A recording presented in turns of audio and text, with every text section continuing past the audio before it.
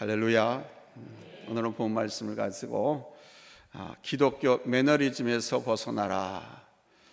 이 기독교 매너리즘이 한국교회를 침체시키고 우리 모든 성도들의 신앙을 잘못된 길로 이끌고 있고 영적 침체 가운데로 파멸로 이끌어가고 있습니다.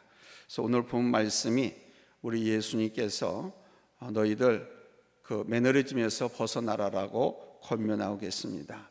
그래서 이 말씀을 그대로 제목 삼아서 제가 오늘 말씀을 준비했습니다. 여러분, 우리 기독교 매너리즘에서 벗어나시기 바랍니다. 미국의 코널대 신디 하잔 교수 연구팀이 남녀 간의 애정은 얼마 동안 지속될 수 있을까라고 하는 것에 대해서 연구를 한 결과 18개월에서 길어야 30개월이라고 하는 결론을 내렸습니다. 2년 동안 37개의 다양한 문화 집단에 속한 5,000명을 상대로 해서 인터뷰한 결과 내린 결론이라고 합니다. 이 정도 기간이 지나면 이 대뇌에서 분비되는 애정의 분비물, 옥시토신이라든가 도파민, 페니레시나민에 대한 항체 효과가 생겨서 애정 효과가 사라지고요.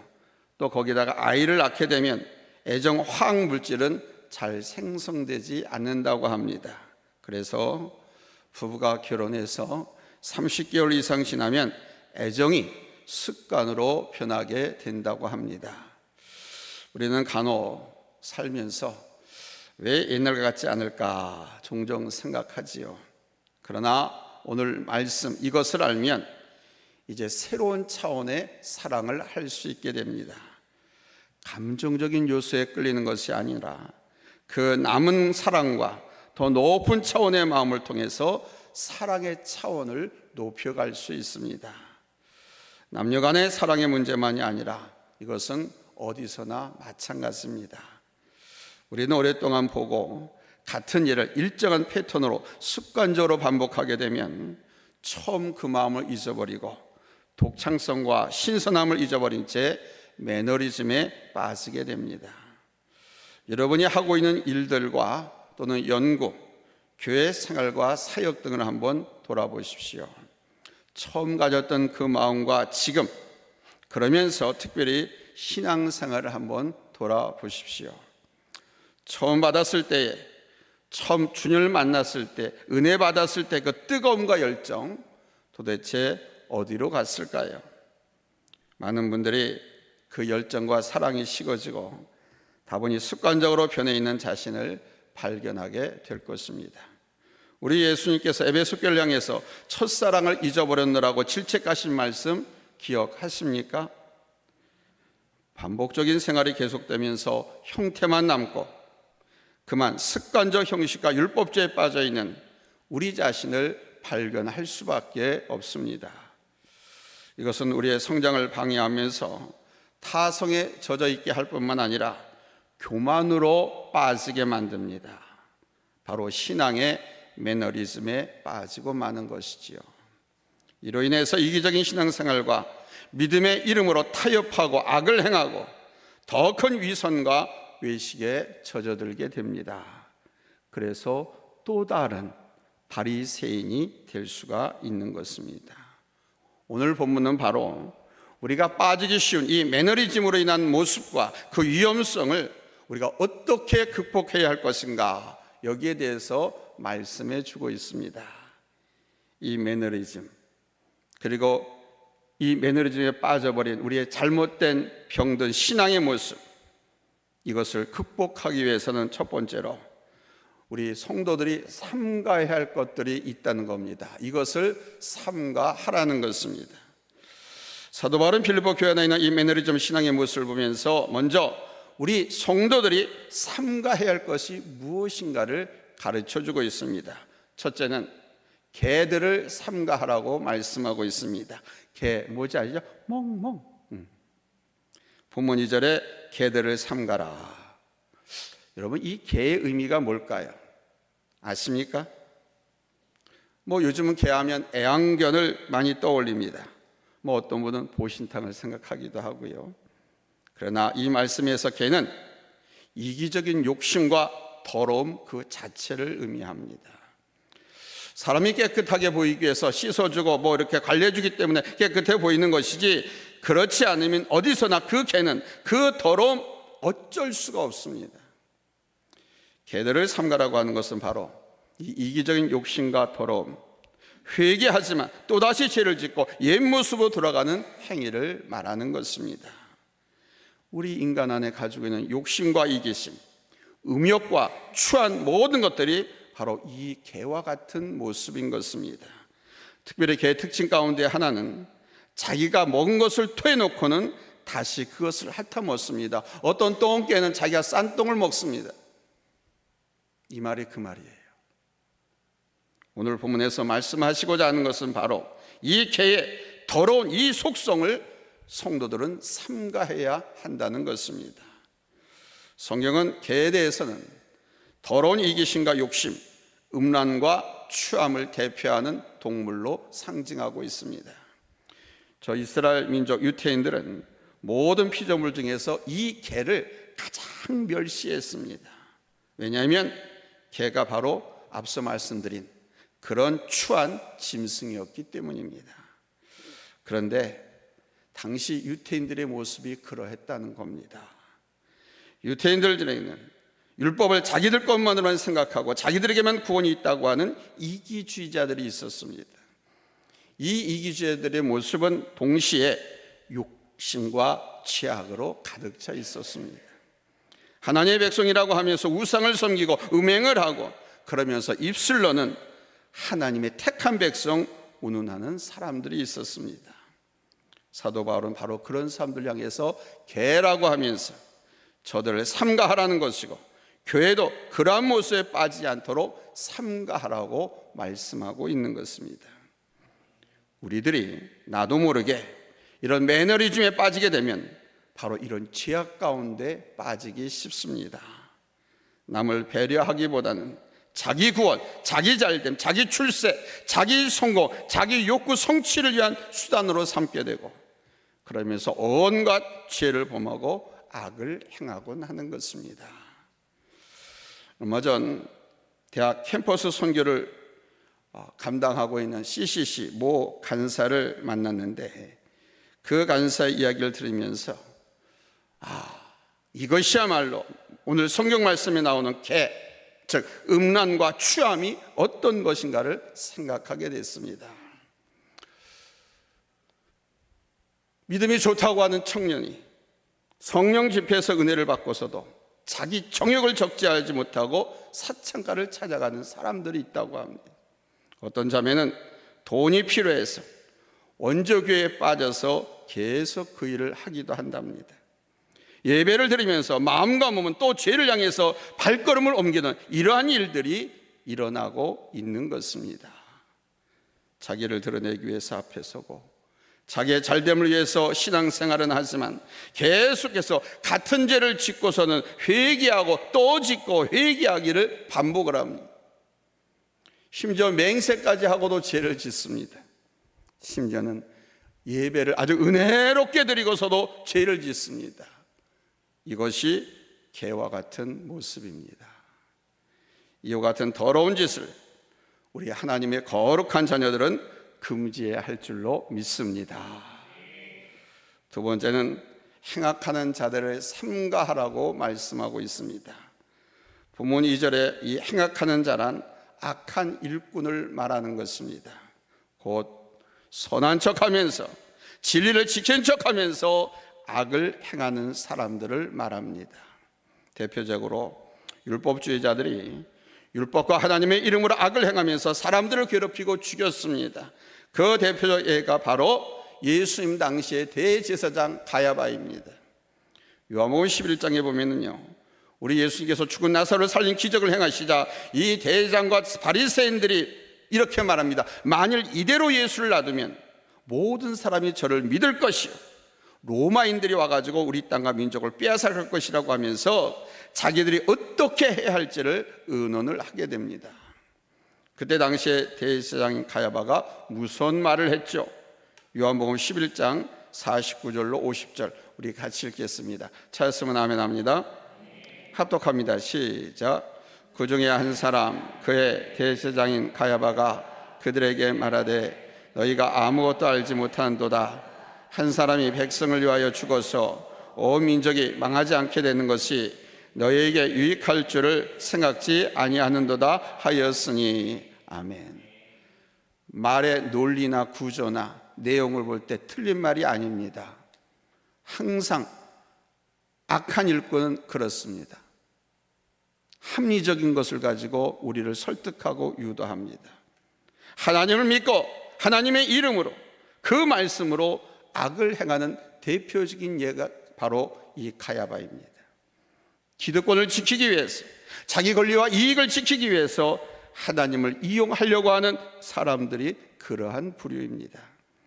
하나님의 이름을 이용해서, 주 예수 그리스도의 이름을 이용해서 자기 배를 불리려 하거나 자기 자신을 합리화하는 모든 일이 행악자에 해당하는 것입니다. 그래서 행악자를 삼가하라고 하신 것입니다. 이거는 교회 안에서 일어나는 일들입니다. 세 번째는 몸을 상해하는 일을 삼가하라고 말씀하십니다. 2절에 몸을 상해하는 일을 삼가라 그러시죠. 여기 몸을 상해하는 일이라고 하는 것은 여러분도 잘 아시는 바와 같이 유태인들의 할례의식 그 자체를 의미합니다. 할례는 창세기 17장에 보니까 누구에서부터 시작됐죠? 아브라함에게서부터 시작되었습니다. 이것은 하나님의 자손으로서 약속의 자손이라는 언약의 표시였습니다. 그 표로 육체에 주었는데 나중에 유태인들은 이 표시적 몸의 할례 그 자체만을 중요하게 여겼습니다. 그래서 예수를 믿어도 할례를 받아야 된다고 이방 성도들을 현혹했습니다. 의미와 내용보다 형식과 절차 등을 지나치게 중요시 여기는 것을 의미합니다. 할례는 세례로 대치됐지 않습니까? 정작 중요한 것은 몸의 표식이 아니죠. 형식도 아닙니다. 물론 형식은 필요하고 중요합니다. 그러나 더 중요한 것은 그 형식과 함께 내용이 중요한 겁니다. 그래서 레위기 26장 41절에서 이 할례 받지 아니한 마음에 대해 언급하면서 마음의 할례가 중요하다라고 말씀하고 있습니다. 어디의 할례? 마음의 할례. 에레미야 6장 10절에서는 할례 받지 못한 귀에 대해서 말씀하고 있습니다. 곧 하나님의 말씀을 듣지 못하는 더러운 귀에 대해서, 잘라버려야 할 것을 잘라버리지 못해서 듣지 못하는 그 어리석음을 이렇게 비유적으로 말씀한 거예요. 오죽하면 성령이 교회들에게 하는 말씀을 들을지어다 강조했습니까? 그런데 더러운 귀를 갖고 있으니까 못 듣는 거예요. 자기 듣고 싶은 것만 듣는 거예요. 하나님이 말씀하는 건 듣지 아니하고. 중요한 것은 마음의 할례로서 여러분 마음이 있고 행동이 따라야 할 줄로 믿습니다. 마음은 없는데 행동만 하는 것, 이걸 위선이라고 하는 겁니다. 우리 예수님께서 보실 때 저 바리새인들이 얼마나 위선적이었습니까? 우리가 삼가야 할 것은 바로 이런 외식과 형식에 빠지는 것, 그것에 치우치고 내용은 없는 위선적인 신앙생활을 경가하고 삼가해야 한다는 것입니다. 이 모든 것이 바로 이 신앙의 매너리즘에서 나오는 것입니다. 하나님께서 우리에게 율법을 주신 것은 그런 형식, 위선 떨고 살라고 주신 거 아니지 않습니까? 여러분, 율법의 근본 정신이 뭡니까? 율법의 근본 정신, 십계명이 두 가지 정신으로 명령되어 있죠. 하나님 사랑, 이웃 사랑.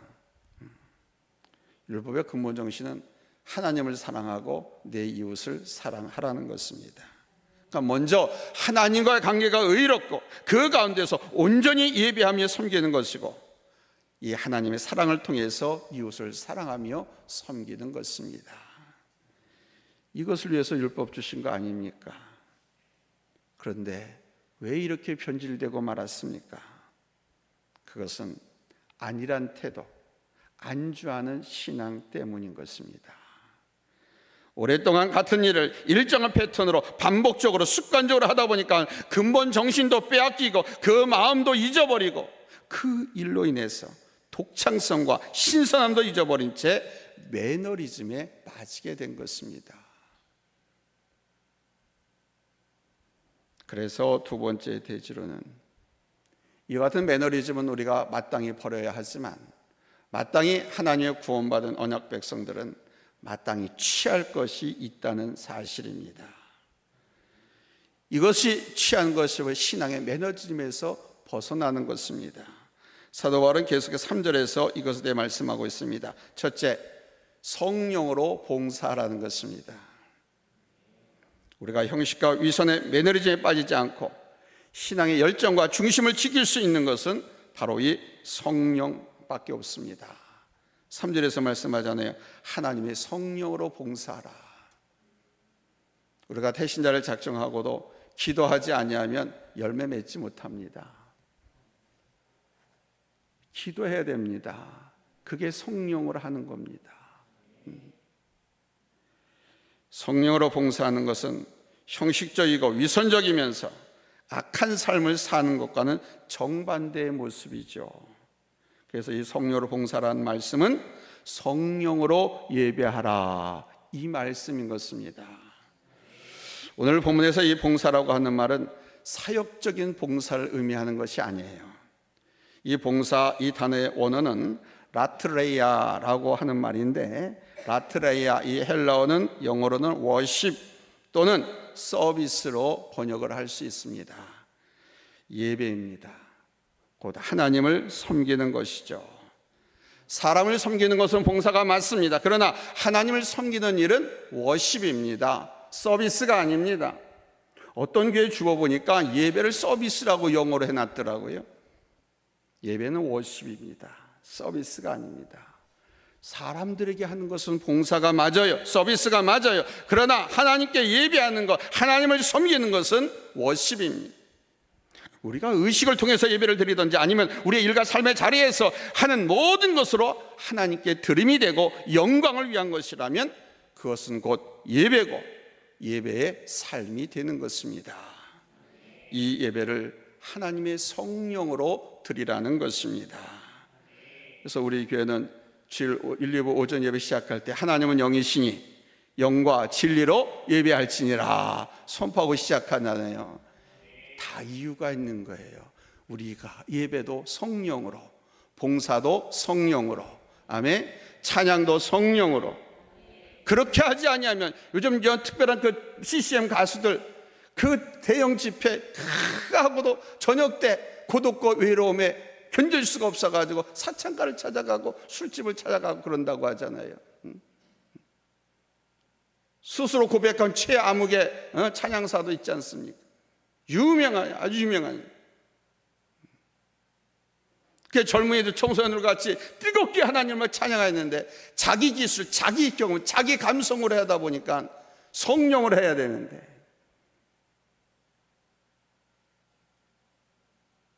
여러분 성령 안에서 예배할 때 결코 예배가 형식이 될 수 없고 우리의 삶이 치졸한 욕심이나 더러운 이기심에 끌려가지 않을 수 있습니다. 그래야 위선이나 형식적인 삶을 깨트릴 수 있지요. 왜 예배에 간격이 없고 왜 예배에 은혜가 없고 아무런 느낌이 없습니까? 왜 예배를 드리고서도 더러운 곳을 향해 가고 악을 생각하고 그쪽으로 끌려갑니까? 예배를 드리고서라도 예배를 드리는데 자기 중심적인 예배, 자기 감정에 끌려간 예배를 드리기 때문에 그런 결과가 나타나는 것입니다. 예배는 우리가 하나님께 드리는 거예요. 하나님 마음에 맞게, 아멘. 내 기분, 내 감정들 앞에 드리는 것이 아닙니다. 잊지 마십시오. 평생 하나님 앞에 가는 날까지. 오늘날 많은 교회들이 이런 감성과 무드 이런 걸 통해서 성도들의 예배를 그렇게 끌어갑니다. 그러면 많은 악한 검은 손의 유혹 가운데 또다시 죄를 짓는 장소로 우리의 생각이, 우리의 말이 원망과 불평으로 다람쥐 쳇바퀴 돌듯이 또 죄를 짓고. 여러분, 유태인들을 왜 우리 하나님께서 책망한 줄 아십니까? 목이 걷고 악을 행하며 우상에 빠졌다는 지적을 선지자를 통해서 누누이 지적을 했습니다. 경고를 하기도 했습니다. 저들은 하나님을 잘 섬긴다고 생각해서 제사도 잘 드렸습니다.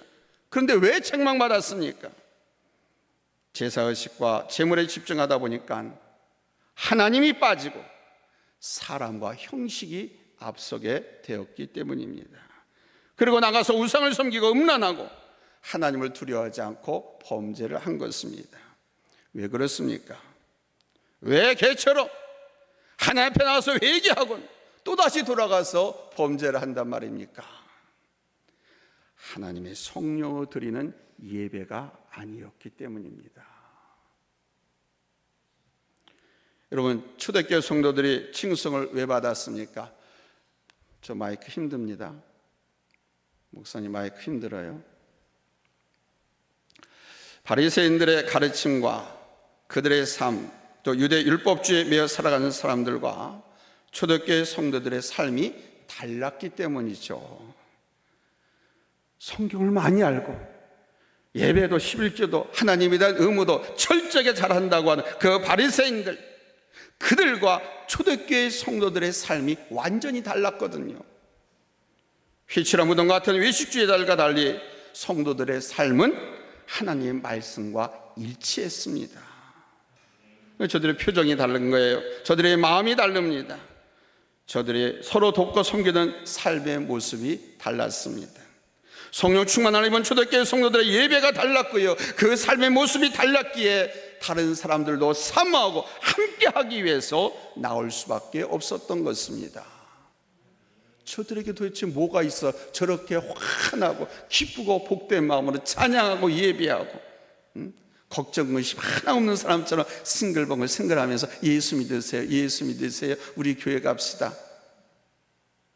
사람들이 놀란 겁니다. 그래서 그 공동체, 그 모임에 나도 가고 싶다, 나도 가서 당신처럼 그렇게 행복하게 한번 인생을 살아보고 싶다, 그런 마음이 있었기 때문에 초대교회가 날마다 부흥했던 것입니다. 미국을 여행한 한 분의 이야기를 들었습니다. 미국도 사막이 꽤 큽니다. 중국에도 사막이 큰 고비 사막이라고 엄청나게 큰 사막이 있죠. 봄철만 되면 그 고비 사막에서 모래 폭풍이 먼지 막 일어나면서 우리 한반도로 희뿌연 그 황사가 막 날아오는 거예요.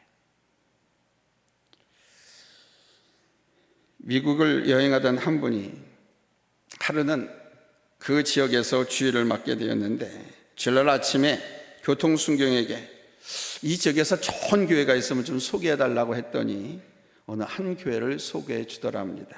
그런데 소개받은 그 교회를 찾아가면서 보니까 도중에 몇 개의 교회가 더 있더랍니다. 예배를 마치고 돌아오는 길에 교회를 소개해 준 그 교통순경에 가서 다시 물었답니다. 가까운 교회도 많은데 왜 굳이 그 교회를 소개했습니까? 하고 물었답니다. 그렇더니 그 교통순경이 이렇게 말하더랍니다. 어느 교회가 좋은 교회인지 아닌지는 제가 가보지는 않았습니다. 그런데 주일날 아침마다 교통정리를 하다 보니까 그 교회에서 나온 사람들이 가장 밝고 행복해 보였습니다. 그들의 가슴에는 열정이 타오르는 듯 했습니다. 그래서 제가 그 교회를 소개했습니다. 여러분, 성령으로 예배하십시오. 성령으로 회개하십시오. 성령으로 찬양하십시오. 성령 충만한 가운데서 살아가십시오. 아멘. 우리가 승리하고 예수 안에서 온전히 살 수 있는 것은 여러분 이것밖에 없습니다. 그래서 성경 곳곳에서 주의 종들은 항상 말하기를, 여러분이 듣기엔 식상할 줄 모르지만 성령 충만하세요, 성령 충만 받으라라고 강조한 것입니다. 교회는 하나님의 일은, 여러분이 하나님 앞에 기도하고 이루기를 소원한 그 어떤 기도 제목도 성령으로 하지 않으면, 기도하지 않으면 이루어지지가 않습니다.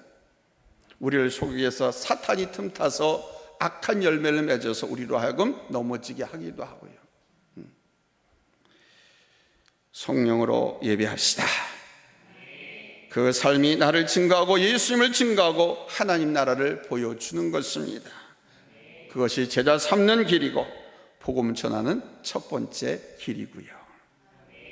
두 번째는 예수 그리스도를 자랑하는 것입니다. 3절에 그러죠. 그리스도 예수로 자랑하고.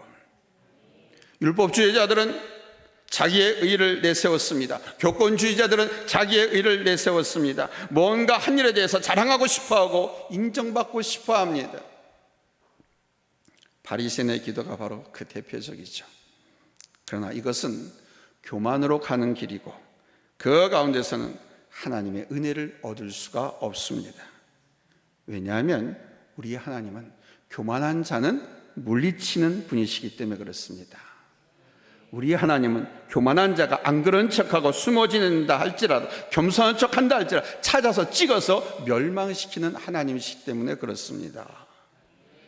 우리가 하나님 앞에서 절대적으로 버려야 할 것은 교만이고 절대적으로 가져야 할 것은 바로 여러분이 겸손인 줄로 믿으시기 바랍니다. 첫째도 겸손, 둘째도 겸손, 셋째도 겸손, 넷째도 겸손, 다섯째도 겸손. 하나님의 은혜를 입고 그 은혜를 유지하고 승리할 수 있는 길은 겸손입니다. 이 겸손은 나를 자랑하는 것이 아니라 예수 그리스도를 자랑할 때 나타납니다. 내가 자랑이 되고 내가 인정받고자 하는 것은 잠시는 기분이 좋을 수 있습니다. 그러나 계속 그렇게 갈 수는 없지요. 나의 자랑은 한계가 있습니다. 내가 받는 칭찬도 감당할 능력이 안 되면 무너집니다. 칭찬은 필요하죠? 칭찬은 고래도 춤춘다고 하잖아요. 오늘 누구 얘기를 들어보니까 칭찬은 멧돼지도 춤추게 한다 그러더라고요. 그러나 그 칭찬으로 내가 쏘는 힘을 삼고 봉사하는 에너지로 삼으려고 한다면 교만하게 되고, 내가 칭찬받아서 우쭐대는 마음으로 무언가 하나님의 일을 하려고 한다고 하게 되면 그게 교만으로 이어진다니까요. 그래서 결국 그 교만은 하나님께서 무너뜨리기 때문에 무너진다는 사실입니다. 그래서 우리는 오직 예수님을 자랑해야 됩니다. 어떻게 하든지 간에 드러나는 것은 예수님이어야 되고, 어떻게든지 간에 자랑해야 될 것은 여러분 우리 예수님입니다. 아멘. 그러니까 우리는 오직 예수님을 나타내기 위해서, 오직 그분의 영광을 위해서 자랑하거나 말하거나 이래야 할 줄로 믿습니다. 이것이 우리 교회를 세우는 힘이고요, 우리를 하나님의 자녀로 든든히 확실하게 세우는 귀한 힘인 것입니다. 세 번째는 육체를 신뢰하지 말라고 말씀합니다. 본문 3절 같이 읽습니다. 시작. 육체를 신뢰하지 아니하는 우리가 곧 할례 파라, 빨간 부분만. 이것은 예수 그리스도를 자랑하라고 하는 말씀과 직결되는 겁니다. 사람들은 은근히 육체적인 어떤 조건들을 자랑하려고 하는 습성이 있습니다.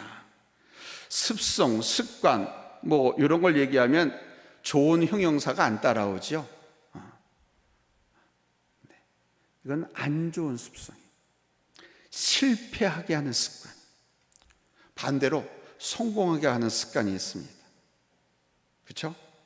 긍정적인 생각을 하고, 긍정적인 말을 하고, 긍정적인 행동을 하고, 이거는 성공하는 습관이라고 하잖아요. 반대로 실패하는 습관은요, 부정적인 생각을 하고, 부정적인 생각을 하면 부정적인 말을 하게 되잖아요. 부정적인 생각과 부정적인 말을 하게 되면 부정적인 태도가 나오잖아요. 그 부정적인 태도가 일상이 되면 그게 인생이 되고 삶이 되고 실패하는 인생이 되는 거예요. 그러나 어떤 외적인 조건을 신뢰하고 여러분 그것을 내세우고 자랑할 것은 못 됩니다. 우리가 예수님을 만나고 하나님 안에 들어가 보면 그 많은 자랑거리들, 세상적인 조건들, 여러분 이거 아무것도 아니라는 거 잘 아시잖아요. 머리로는 아는데 왜 입으로는 안 되냐, 삶으로는 안 되냐, 이게. 그게 바로 매너리즘에 빠졌기 때문에 그런 거예요. 사랑하는 성도 여러분, 중요한 것은 우리 마음의 할례입니다. 아멘. 곧 곧 우리가 얼마나 하나님과 바른 관계를 이루며 살고 있느냐 하는 것입니다. 성경의 인물 가운데 가장 중요한 인물이면서도 정말 많이 부각되지 않는 사람이 바로 에녹이라고 하는 분입니다. 그러나 그는 엘리야를 제외하고는 성경에 나오는 사람들 가운데 유일하게 죽지 않고 하나님께 들림받은 사람입니다. 죽지 않고 천국 갔다. 이게 어떻게 가능할까요? 성경에 보니까 평생을 그가 하나님과 동행했기 때문이라고 밝히고 있습니다. 그에 대해서는 어떤 화려한 수사가 없습니다. 그가 이러이러한 삶을 살았다, 이러한 일을 했다, 없습니다. 오직 하나, accompanied by God, 하나님과 동행했다. 하나님과 동행했다. 이것밖에 없습니다. 맞아요. 우리 하나님께는 이것보다 중요한 것이 없습니다. 하나님 당신과 우리가 같이 걸어가는 것. 아멘. 하나님과 함께 동행하는 것, 이것이 가장 중요합니다. 하나님의 동행하는 사람의 삶을 보면은요, 하나님의 뜻 안에서, 또 하나님의 말씀 안에서, 하나님께 주시는 은혜와 능력 안에서 살 것이고, 아멘. 그의 예배는 살아있는 예배가 되고, 말씀이 성육신화되는 삶이 있고, 하나님의 영광을 나타내는 삶을 살게 되는 것입니다. 말씀이 성육신화라는 말이 뭔 뜻인지 아십니까? 예수님이 말씀이신데 사람을 먹고 이 땅에 오신 걸 성육신이라고 하잖아요. 인카네이션. 예수님의 출임, 탄생을 성육신이라고 합니다. 근데 말씀이 성육신화된다라고 하는 건 뭐냐? 우리가 하나님께 받은 그 말씀, 아멘한 말씀이 삶 속에서 그대로 녹아져서 생활화되는 것. 아멘. 우리가 예수님의 편지고 그리스도의 향기라고 하잖아요. 우리가 이동 성전이라고 하잖아요. 하나님이 우리의 몸을 성전 삼고 계시다고 하잖아요. 아멘. 그러니 우리가 가정에서든 직장에서든 사연에서든 어디 뒷골목에 가서든 아니면 산골 동굴 속에 들어가 어디 가든지 간에 거기서 우리는 여러분 툭 치면 예수 나와야 되고, 아멘. 툭 치면 사랑 나와야 되고, 툭 치면 겸손 나와야 되고, 툭 치면 섬김이 나와야 되고, 아멘. 이런 삶으로 나타나는 거예요. 그게 말씀의 성육신화입니다. 이 말씀의 성육신화는 누굴 통해 나타내느냐? 나를 통해서 나타나야 한다는 겁니다. 우리를 언약 백성이라고 하잖아요. 아멘. 예수 그리스도의 영광을 나타내고 자랑하는 삶, 이 승리와 성공적인 삶이 오늘 수요예배에 참석한 우리 모든 성도님들께 실현될 수 있기를 예수님의 이름으로 축원합니다.